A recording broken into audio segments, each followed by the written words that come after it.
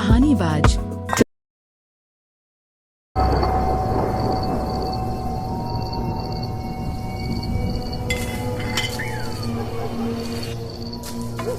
अरे आज मैं ऊपर आसमान नीचे,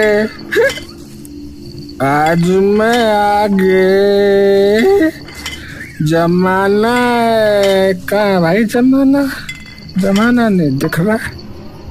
तभी आनंद की नजर एक खेत में चमकती हुई किसी चीज पर पड़ती है। अरे यहाँ भी कोई पटाखे जला रहा है क्या कोई? जाके देखता हूँ भाई। आज तो दिवाली मैं इसी के साथ मना लूंगा। मैं भी इसके पटाखे फोड़ लूंगा भाई। आनंद शराब के नशे में उस चमकती हुई चीज की ओर बढ़ने लगता है।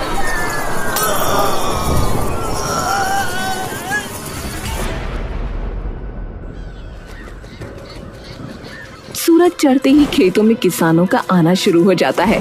श्याम भी अपने खेतों की तरफ जा रहा होता है कि तभी उसकी नजर बंजर खेत में पड़े हुए आनंद पर पड़ती है। अरे मोरी मैया! श्याम भागकर उसके पास जाता है और उसे जोर जोर से हिलाकर उठाने लगता है। ओ भाई ओ, अरे उठो, अरे यहाँ क्यों पड़े हो भैया? अरे उठो। श्याम आनंद के शरीर को जैसे ही पलटता है उसके हाथ पांव वहीं कांप जाते हैं। आनंद का पूरा शरीर एकदम सफेद पड़ चुका था। अरे हे भगवान! श्याम आनंद की नब्ज पकड़कर देखने लगता है लेकिन उसे कुछ महसूस नहीं होता। ये तो मर चुका है।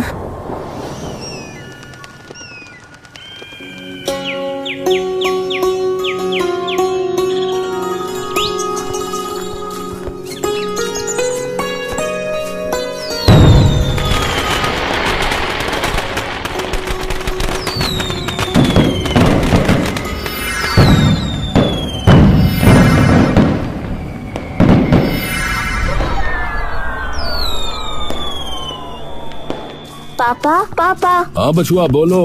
पापा ये जो फूल वहाँ है वो कौन सा फूल है और वो अकेला वहाँ क्यों खड़ा है? अरे वो वाला, अरे उसे कहते हैं राजदार फूल। राजदार का फूल? हाँ भाई। क्यों पर? क्योंकि इस फूल को इस गांव के सब राज पता है, इसीलिए। पूरे गांव के राज? हाँ भाई हाँ बिल्कुल। तो पापा मैं उसे तोड़ लूं? अरे नहीं बचुआ नहीं, वहाँ कभी मत जाना, ठीक है? कभी मत जाना वहाँ। पर क्यों? अरे क्योंकि उस फूल के पास जाने से बच्चों की तबीयत खराब हो जाती है बचुआ, समझे? सच में? हाँ, तो मुझसे वादा करो कि वहाँ नहीं जाओगे कभी। वादा करो वादा। ठीक है, पर आपको मुझे फिर कल समोसे खिलाने पड़ेंगे। समोसे?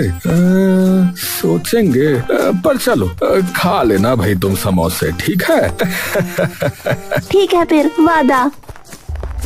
दिवाली के अगले दिन जब बिरजू अपने पिता का खाने का डिब्बा उनके पास खेत में लेकर जा रहा होता है तभी उसकी नजर फिर उसी खेत पर पड़ती है। इस बार वो फूल वहाँ नहीं होता। अरे वो फूल कहाँ गया? बिरजू थोड़ी देर उस बंजर खेत की ओर देखकर फिर अपने पिता के खेत की तरफ चल पड़ता है। पापा। बिरजू दूर से रविंदर की तरफ हाथ हिलाता है। रविंदर उसे हाथ उठाकर रुकने को बोलता है। अरे बिरजू आया, रुक जा। रविंदर अपनी कुदाल एक तरफ टिकाकर बिरजू की तरफ आने लगता है। हाँ बेटुआ बोलो, फिर आज क्या ले आया खाने में बता? माँ ने आज हरा साग और बाजरे की रोटी बनाई है। अरे वाह भाई वाह, आज तो मजा ही आ जाएगा। रविंदर बड़े चाव से हरा साग और बाजरे की रोटी खाने लगता है। अरे तू भी बैठ जा, आजा। नहीं पापा, मैं तो खा के आया हूँ। खा के आया हूँ? अच्छा, ऐसी कितनी रोटी खा के आया है तू भाई? 4। अरे धत तेरे की, बस 4? अरे जब मैं तेरी उम्र का था ना बचुआ, तब मैं 10 रोटियां तो एक ही बार में खा जाया करता था। हाँ कुछ भी पापा। अरे लो, अब मान ही नहीं रहा। अरे सच्चे कह रहा हूँ मैं। हाँ अच्छा हाँ, एक बात याद आई पापा, आज जब मैं आ रहा था तो मुझे उस खेत में वो फूल नहीं दिखा। वो कहाँ गया? वो फूल? अरे अब तो दिवाली चली गई ना। तो अरे तो राजदार फूल बस छोटी दिवाली और बड़ी दिवाली पर ही खिलता है बछुआ। बड़ा न्यारा सारा फूल है। इस फूल के बारे में तो कभी हमारे स्कूल में भी नहीं पढ़ाया बापू। अरे इसलिए नहीं पढ़ाया होगा क्योंकि ये फूल जो है वो बस इसी गांव में उगता है। हाँ, बड़ा ही तगड़ा जादुई फूल है, पर ये यहीं क्यों खिलता है और इस फूल को पूरे गांव के राज कैसे पता है? अब ये तो मुझे नहीं पता, पर तू इतना क्यों पूछ रहा है? ऐसे ही। तेरी नजरों में सब पढ़ रहा हूँ मैं। अरे याद है ना तुझे कि तूने मुझसे क्या वादा किया था है? अरे हाँ पापा, मैं नहीं जाऊंगा कभी उस फूल के पास। वैसे भी 2 दिन ही खिलता है वो फूल। कई साल यूं ही बीत जाते हैं।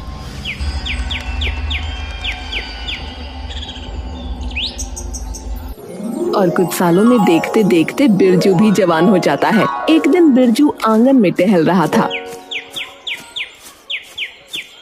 कि तभी उसकी माँ उसके पास 2 खाली घड़े लेकर आती है। बिरजू चल मेरे साथ, कुएं से पानी भर के लाना है। पर क्यों माँ? भरने के बाद घड़े उठाकर लाने हैं मेरे साथ। फिर तो मैं अकेला ही चला जाऊंगा। नहीं, मुझे अपनी सहेलियों से भी मिलना है। अच्छा ठीक है माताजी, चलो फिर। अब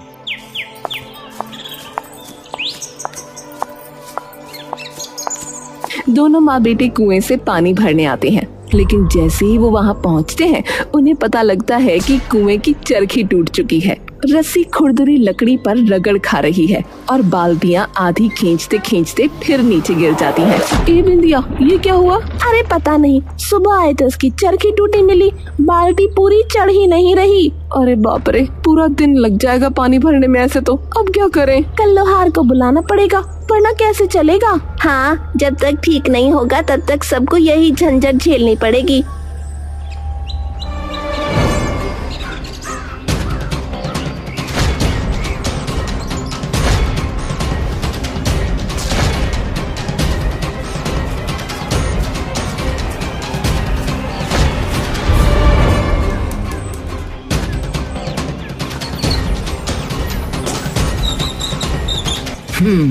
अगर दिमाग लगाया जाए तो हर चीज का हल है।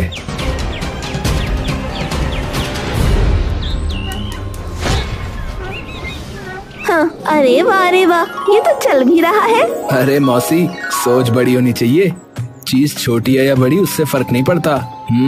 अरे वाह अनीता, तेरा बेटा तो बड़ा होशियार निकला, कमाल कर दिया। बिरजू की माँ प्यार से उसके सर पर हाथ रखती है। वो तो है। अब उम्र के साथ साथ बिरजू की उत्सुकता भी बढ़ती जाती है।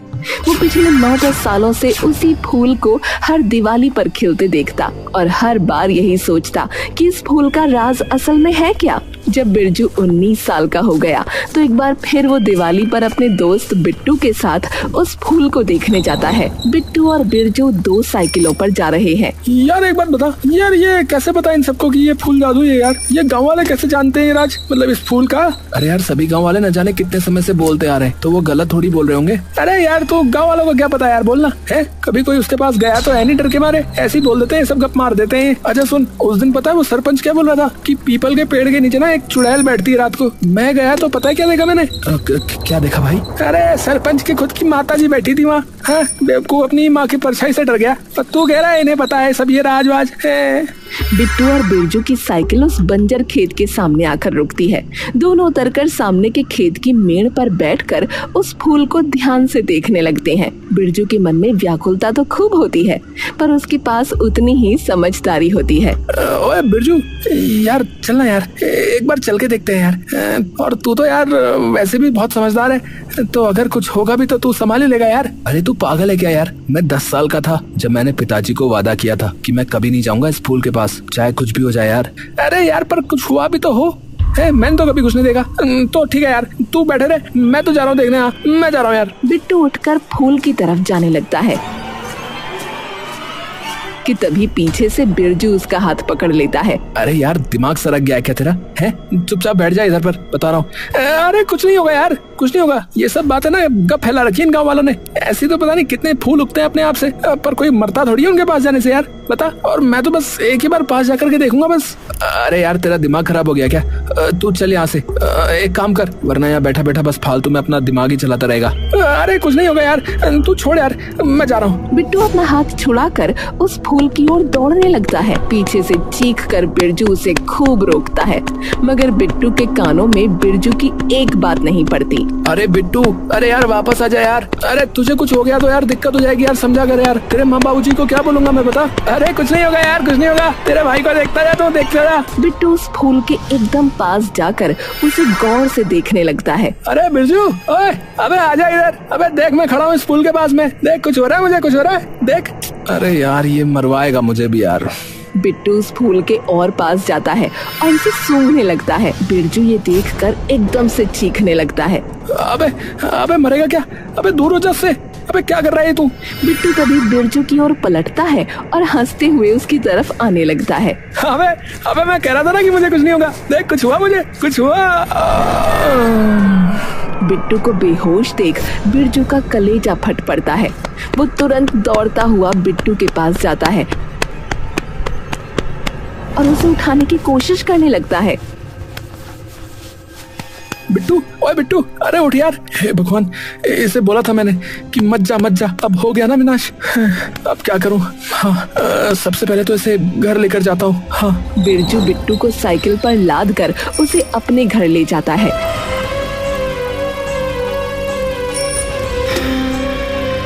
बिरजू फटाफट से घर आकर बिट्टू को अपने कंधे पर टांग कर अंदर लाकर अपने बिस्तर पर लिटा देता है। तभी बिरजू के मम्मी पापा भी वहां आ जाते हैं और बिट्टू को इस हालत में लेटा देख उनके होश उड़ जाते हैं। अरे क्या हुआ इसे?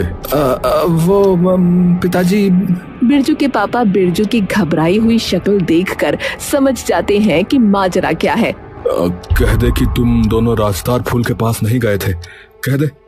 नहीं पापा, हम दोनों नहीं गए, सिर्फ ये गया था। क्या? अरे बछुआ, तुम्हारा दिमाग तो ठीक है। पिताजी, मैंने इसे रोकने की बहुत कोशिश की पर ये माना ही नहीं। हे भगवान, इसकी तो माँ इतनी चंडालनी है कि ढिंढोरा पीट देगी पूरे गांव में कि तूने उसका बेटा मार दिया। अरे पर मरा थोड़ी ना है ये तो बस बेहोश हुआ है तो।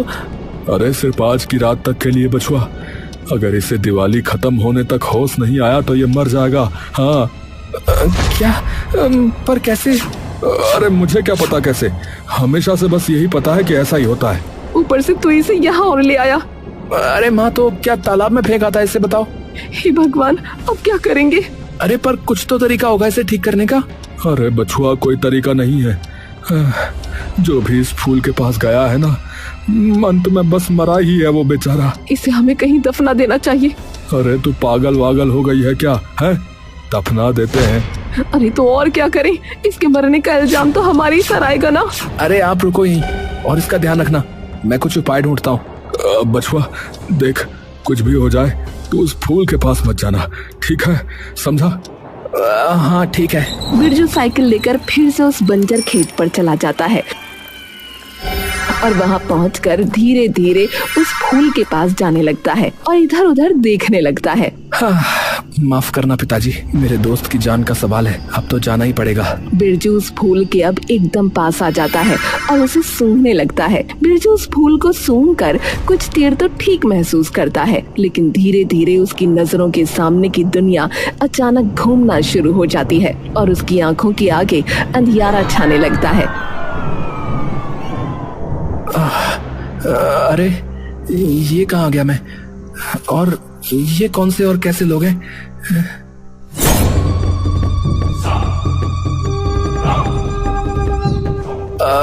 आप लोग कौन हैं और मैं कहाँ हूँ? शांत, हम सब जानते हैं कि दुश्मन राज्य का गुप्तचर यहाँ आया है। तुमसे पहले एक और गुप्तचर हमें यहाँ मिला है। मतलब बिट्टू? हाँ, तो मतलब तुम उसे जानते हो? हाँ, पक्का, फिर तो तुम भी गुप्तचर हो। बताओ, कौन से राज्य से यहाँ आए हो? विषमगढ़ से या त्रिकाल वाली से? बताओ। क्या? अरे कौन सा राज्य, कैसा राज्य? मैं तो लेखू गांव से आया हूँ। कमाल है, वो भी यही कह रहा था। आप मुझे उसके पास लेकर जा सकते हैं क्या? चिंता मत करो, पहले तुम्हें महाराज के सामने पेश करेंगे, फिर उसके साथ ही तुम्हें कैद खाने में बंद कर देंगे। बिरजू बेफिक्र होकर उठकर उनके सामने सीना तान कर खड़ा हो जाता है और एक सैनिक का भाला पकड़कर छीन लेता है। तुम बौने कैद करोगे मुझे? एक फूंक में उड़ा दूंगा तुम्हें तो। सैनिक अपने एक हाथ से उसका गिरेबान पकड़ता है और उसे उठाकर पटक देता है। अब बताओ क्या कह रहे थे? अरे मैं तो इन्हें कमजोर मान रहा था, पर ये बौने तो महाबली निकले। अरे ये तुम्हारा राजमहल, ये इतना गरीब राजा है तुम्हारा कि गुफा को महल बोल रहा है? अगर हमारे महाराज का अपमान एक बार और किया ना तो ये भाला देख रहे हो तुम्हारे सीने में डाल देंगे। हाँ माफ कीजिए, माफ कीजिए। महल इस गुफा को पार करके आएगा। तुम दोनों मशाले जलाओ। सैनिक मशाल जलाते हैं। सभी सैनिक मशाल लिए गुफा के अंदर घुस आते हैं। सभी लोग गुफा की बड़ी सूखी घास से गुजरकर आगे बढ़ने लगते हैं। ये घास तो एकदम सूखी है। मिल गई तरकीब। भाई साहब, क्या है? आपको तेल की बदबू आ रही है क्या? कहाँ से आ रही है? अरे हमारे पैरों के नीचे से। वो मेरी नाक तेज है ना, तो थोड़ी सी भी गंध मेरी नाक आसानी से पकड़ लेती है। आप एक काम कीजिए, मशाल मुझे दीजिए और आप एक बार नीचे घास को छू के देखिए कि तेल है या नहीं। हाँ, सही कहा। अरे बल तो पा लिया, पर अकल गधों वाली है। किसने सैनिक बनाया तुम्हें? और मैंने मशाल मांगी तो तुमने दे भी दी। अब चुपचाप मेरे हाथों की रस्सी को काट दो भाई। नहीं तो हम तीनों को जला देगा। नहीं, इस घास को। ये घास देख रहे हो, लंबी लंबी। अगर आग की एक लपट भी इस तक गई ना तो पूरी गुफा फिर भस्म हो जाएगी, समझे? कुछ ही देर में। सभी सैनिक एकदम से घबराकर एक दूसरे की ओर देखने लगते हैं। काटो ये रस्सी, मैं कहता हूँ। काट दो, नहीं तो जान जाएगी हमारी भी। सैनिक आकर बिरजू के हाथ पर बंधी रस्सी को काट देता है और बिरजू तभी वहाँ से फरार हो जाता है। बिरजू भागता भागता एक गांव में जा घुसता है जहाँ एक बड़ा सा पेड़ होता है। ओम नमो नारायण भगवते वासुदेवाय। इनसे पूछता हूँ, शायद इन्हें कुछ पता हो। बिरजू उन मुनियों की तरफ जा ही रहा होता है कि तभी उसका हाथ पकड़कर कोई उसे पीछे खींच लेता है। बिरजू एकदम से छटपटा जाता है। कौन हो तुम? अरे चिल्ला मत। मैं कुछ नहीं करूंगा तुम्हें, चिल्ला मत। अरे पर तुम हो कौन? अरे मेरा नाम आनंद है और मैं लेखू गांव से हूँ, समझा? क्या लेखू गांव से? मैं भी तो भाई वहीं से हूँ। मतलब कि अरे हाँ, मैं भी उस राजदार के फूल के पास गया था। ओह अच्छा।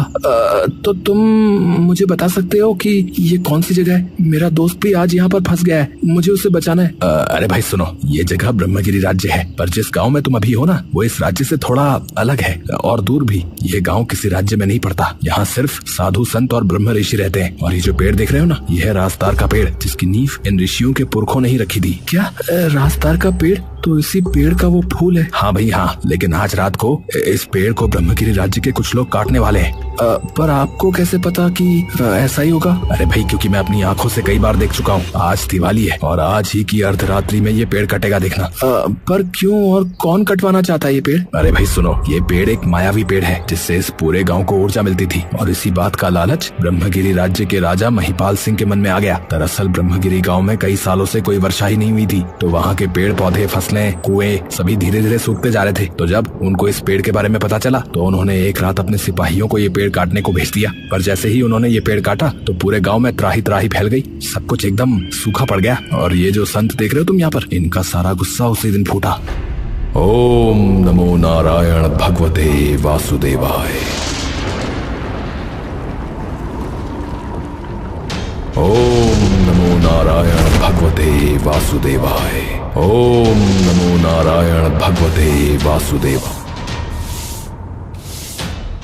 हमारी चीखें इसी गांव में सदैव गूंजेंगी, इस पेड़ के अंश में जिसे न कोई तोड़ पाएगा और न कोई उसे काट पाएगा। और अगर कोई भी उसके पास आया तो उसकी आत्मा सदैव के लिए इस राजदार के अंश में कैद हो जाएगी। हमारी साधना की ताकत और ब्रह्मगिरी राज्य का ये घिनौना राज सदैव के लिए इस राजदार के अंश में जीवित रहेगा। जो भी मनुष्य इसके निकट आएगा वो ये सब देखेगा ताकि उसे पता चले कि राजदार को नुकसान पहुंचाने का परिणाम क्या होता है। सिर्फ कोई बुद्धिमान और साहसी ही इस श्राप से मुक्ति पा सकता है। और वो गांव हमारा गांव लेखो था, है ना? हाँ, जब मैं यहाँ आया तो मुझे समझ में नहीं आया कि बाहर कैसे निकलना है। तो मतलब तुम्हें अभी पता है कि कैसे बाहर निकलना है? हाँ भाई हाँ, पर तुम्हारे पास सिर्फ आज रात तक का ही वक्त है, बता रहा हूँ। अगर तुम पेड़ कटने तक इस पेड़ के पास नहीं आए तो फिर कभी नहीं जा पाओगे।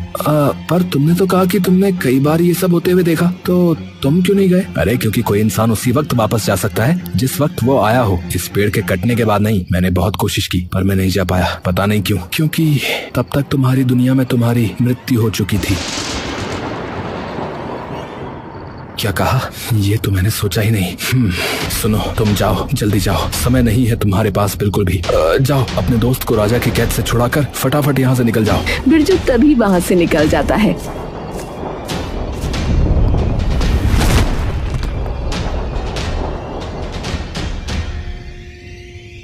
अगर सीधे गया तो मैं पकड़ा जाऊंगा, दिमाग लगाना पड़ेगा। सोच बिरजू, कुछ तो सोच।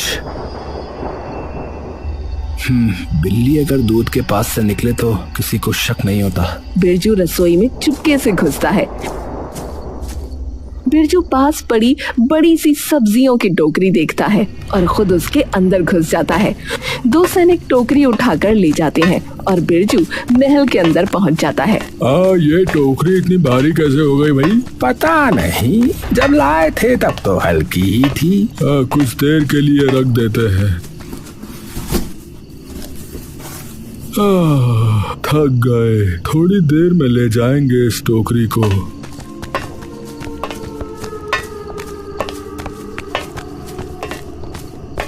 बिरजू तभी वहाँ से निकल जाता है और फिर काल कोठरी ढूंढने लगता है। वो काल कोठरी ढूंढ ही रहा होता है कि तभी उसे दो सिपाहियों की आवाज आती है। पूरे दिन पहरेदारी और फिर बंदियों को भोजन भी कराओ है? अरे हम सिपाही हैं, नौकर थोड़ा ही। अरे कोई नहीं भाई। उनकी बात सुनते ही बिरजू उनके पीछे पीछे दबे पांव चल देता है और आखिरकार काल कोठरी तक पहुंच ही जाता है। घुसते ही उसे बिट्टू एक अंधियारी सी कोठरी में बैठा दिखता है। बिरजू वहाँ चुपचाप खड़ा होकर उसे देखता है और पास की मेज पर चाबियों का गुच्छा पटक देता है। हाँ, मिल गया मौका। बिरजू तभी थोड़ी दूर जाकर दीवार पे जोर से हाथ मारता है और मुंह से अजीब आवाज निकालने लगता है। दोनों सिपाही आवाज सुनते ही एकदम चौंक जाते हैं और तुरंत सब कुछ भूलकर काल कोठरी से निकल जाते हैं। बिरजू मुस्कुराता है, तेजी से आगे बढ़कर चाबियां झपट लेता है। पल भर में ताला खोलकर वो बिट्टू को आजाद कर देता है। अरे बिरजू, अरे तू यहाँ? अरे यार, ये बता तूने ताला कैसे खोला?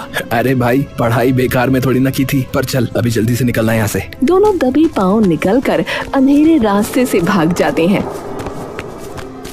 खाली कोठरी देखकर पूरे राज्य को सतर्क कर दिया जाता है। सभी सैनिक महल से बिट्टू को ढूंढने के लिए रवाना होते हैं। बिरजू और बिट्टू सीधा उस पेड़ के पास पहुंचने ही वाले होते हैं कि तभी कुछ सैनिक उन्हें देख लेते हैं और उनका पीछा करने लगते हैं। बिट्टू और बिरजू अपनी पूरी जान लगा देते हैं। पेड़ उनसे कुछ ही दूरी पर होता है कि तभी कुदरत मानो अपना रंग रूप बदल देती है और उनके पैरों के नीचे की जमीन टूटने लगती है। अरे यार, अरे ये क्या हो रहा है यार?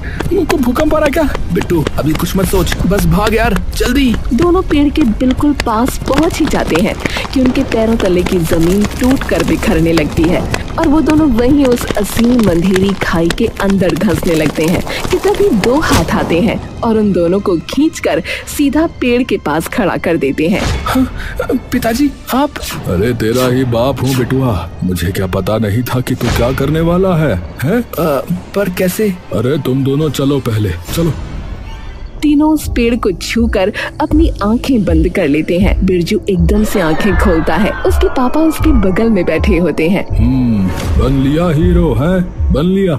अरे पर एक मिनट बिट्टू। दोनों फटाफट घर पहुंचते हैं। बिरजू सीधा अंदर भागते हुए पहुंचता है और देखता है कि बिट्टू घर के भीतर बैठा खाना खा रहा है। बन लिया हीरो है, बन लिया। अरे मुझे पता था यार कि मुझे कुछ भी हो गया ना तो तू बचा लेगा यार। अरे ये ले अचार खा। अबे वो तो खा लूंगा, पर तूने आज साबित कर दिया कि तू बैल बुद्धि है। पर चल जैसा भी है मेरा दोस्त है।